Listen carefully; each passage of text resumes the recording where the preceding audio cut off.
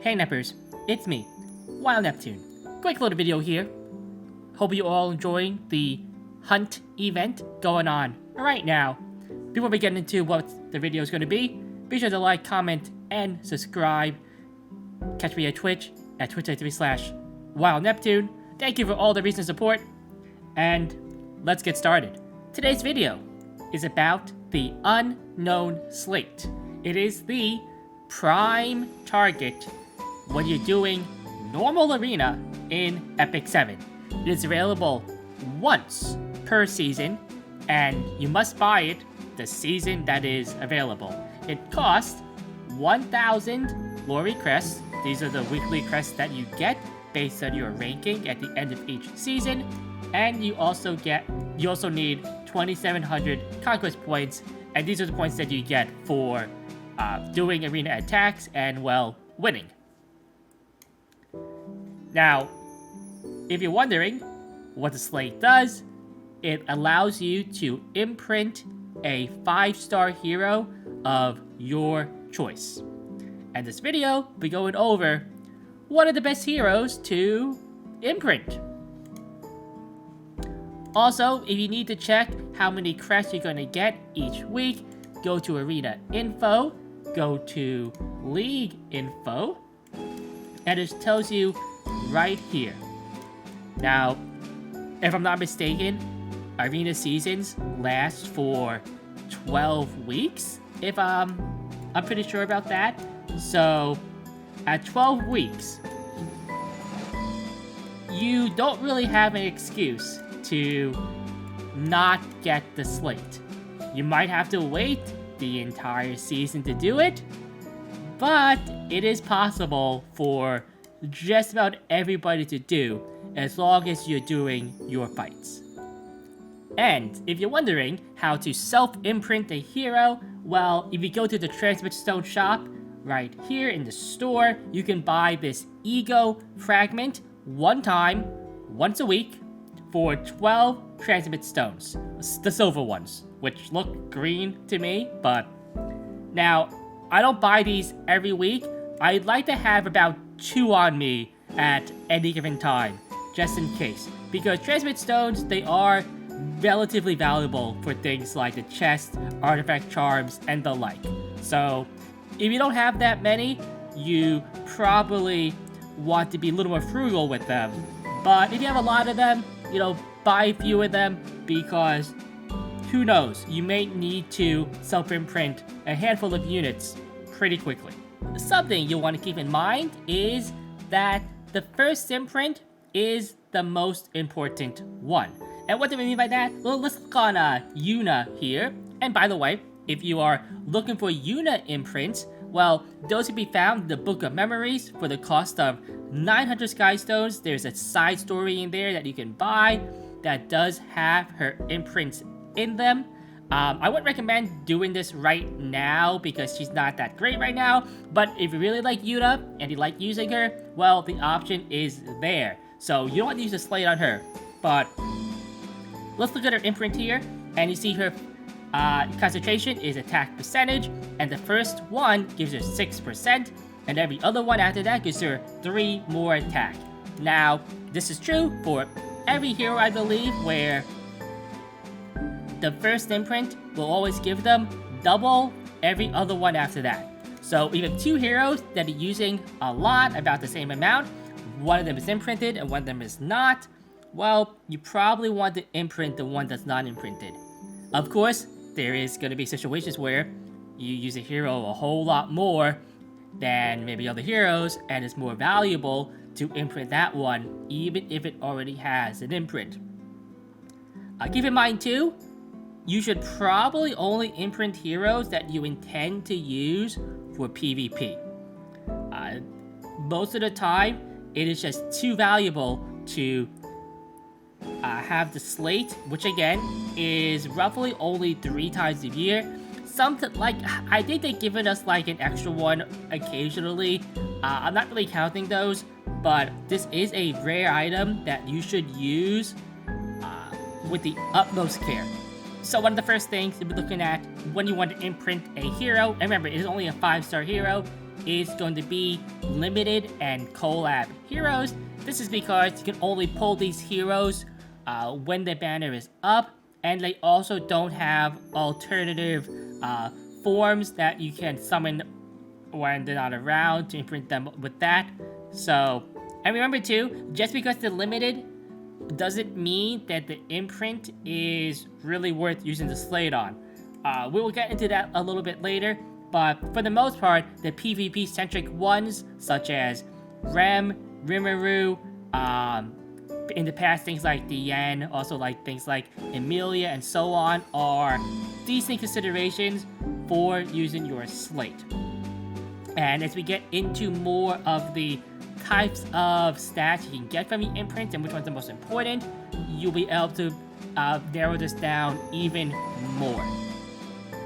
Another thing you have to consider too is that some non-limited heroes also have very strong imprints, but you have to be careful because sometimes both of the forms are good in the meta.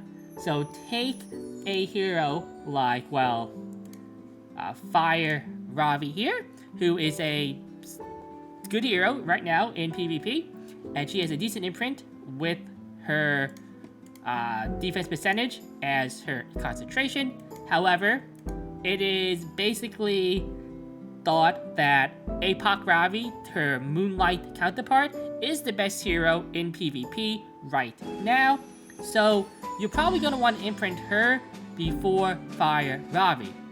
However, if you do happen to have Apoc Ravi imprinted a couple of times, well, you might want to use the slate on Fire Ravi instead, as long as you are using her. I should state too that don't imprint a hero that you're not currently using. If you think that you might use them soon and will want to imprint them, well, just hold off on doing the slate until they're already built, you've tested them a couple of times, see if you like them or not. Because I'll be honest, the one imprint is not gonna make or break a hero. It's just that little bit of an edge to maybe you win one more game out of, say, like, every 50 fights. That's the type of return that you're probably expecting from one imprint on one hero. Of course, as you get more heroes and more imprints, this compounds a little bit, but this is going to be the expected result overall. Keep in mind too, though, I should have mentioned this before, but 3 Moonlight 5-star heroes, Bellion, Straza, and Archdemon Mercedes, or Shadow, I should say, their imprints are in the Transmit Stone shop for 10 Transmit Stones apiece. And these are the gold ones, so they do take a little bit to save up, but they are important, and they are not free, but easier to acquire than other Moonlight 5 imprints. Keep in mind too that for Moonlight 5 stars, you can imprint them with their RGB counterparts and vice versa. Normally though, it is recommended that you don't use Moonlight 5 stars to imprint RGBs, even if the RGB is better than the Moonlight 5 stars. This is just because the Moonlight 5 star variants are a little bit rarer than the RGB ones. Okay, now let's look at some of the stats you can get from the imprints, and typically we're only looking at the self-imprints right now. The releases can be important, but those are a lot harder to quantify on their value overall. So, for the most part, the best imprint in the game is going to be Crit Chance. So the B imprint gets 5.6 bonus, and the Triple S will give you 16.8. This is about 1.5-ish rolls. Sorry, about like between the max and the almost max of a Reforge, and Triple S is about 3-ish Reforged max rolls. A little bit less than it, but around there. The reason why crit chance is really important is that you can get by with having a little less attack, a little less defense, a little bit HP than you need. If you have too little crit chance, you're in for a bad time. There's that meme, 99% equals 50-50. Well, maybe if you had an imprint, you'd be at that 100%, and you won't have to worry about any 50-50 RNG. Rem is a very good candidate for the slate because she is a limited hero, and that she has a crit chance, which again is probably the most valuable one. After crit chance, I would say that effectiveness and effective resistance are the next two. As long as you're using the heroes for the effectiveness debuffing or for the ER in resisting. So, what do I mean by that?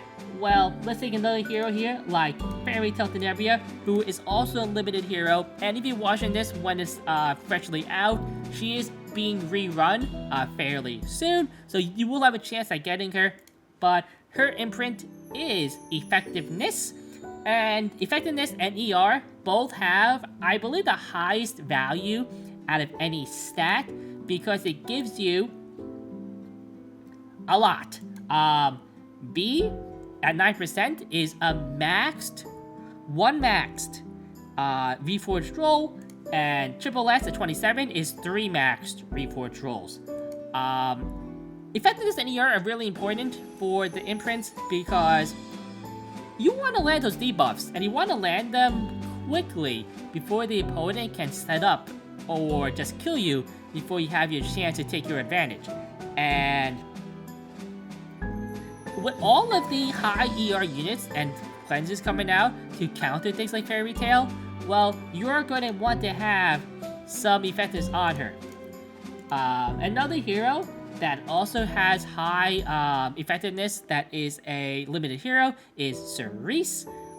Heroes like May Chloe, who is an ML 5-star, so a decent candidate for an imprint 2, has the ER imprint, and ER made is becoming more of a common thing, commonish thing at least, and again, 9% at base, 27 at max.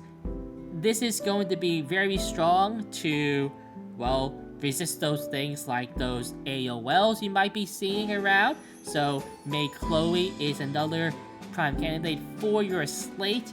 Keep in mind though, just because a hero has an imprint like this doesn't mean it's that great. Take a unit like Meteor Calric, who is a very, very strong unit, okay?